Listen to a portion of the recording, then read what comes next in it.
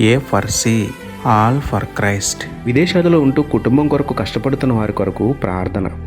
ప్రేమమయుడ, కృపామయుడ, మా ప్రియ పరలోకపు తండ్రి, మహిమగల మీ నామమునకు స్తోత్రములు దేవా. అయా, రెక్కలు ముక్కలు చేసుకుని దేశం కాని దేశంలో కష్టపడుతున్న బిడ్డల కష్టాన్ని దీవించండి. శక్తిని, బలమును, ఆరోగ్యమును ఇవ్వండి తండ్రి. ఒక్కరోజైనా విశ్రాంతి లేక రాత్రనక పగలనక పనిచేస్తున్న బిడ్డలను ఆదరించండి, హక్కుని చేర్చుకోండి తండ్రి.